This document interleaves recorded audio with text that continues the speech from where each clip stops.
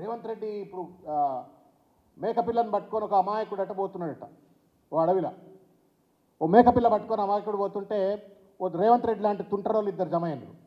దీన్ని ఎట్లన్నా మేకపిల్లని కోసుక తినాలరా అని చెప్పని ఆ పాపం అమాయకుడిని పట్టుకొని ఏమాయ కుక్క పిల్లని పట్టుకోబోతున్నావు, కుక్క పిల్లని పట్టుకున్నావు అన్నాడు. ఒకడొచ్చి అంటాడు, ఎవడరా కుక్క పిల్ల అంటున్నావు, రేవంత్ రెడ్డి పో ఇక్కడి నుంచి పో అని చెప్పని అనగానే వాడు వెళ్ళిపోతాడు. మళ్ళీ కొద్ది దూరం పోయిన తర్వాత ఇంకోటి అడ్డం వస్తాడు. ఇంకోటి అడ్డం వచ్చి మళ్ళీ ఇది కుక్క పిల్ల అని చెప్పనగానే నిజం ఇది కుక్క పిల్ల అయింది, మేక కాదేమో అని చెప్పిన అడవలేగానే వాడు కోసుకొని తింటారట. రేవంత్ రెడ్డి పరిస్థితి అట్లుంది. ఎందుకు ఈ ఉదాహరణ చెప్తా ఉన్నా అంటే 30,000 ఉద్యోగాలు ఇచ్చిందా చెప్పండి, మీరు గుండె మీద చేయబెట్టుకొని చెప్పండి మీరు ఎవరన్నా.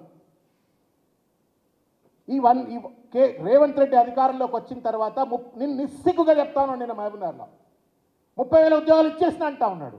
అంతకంటే పచ్చి అబద్ధం ఇంకేమైనా ఉంటుందో చెప్పండి.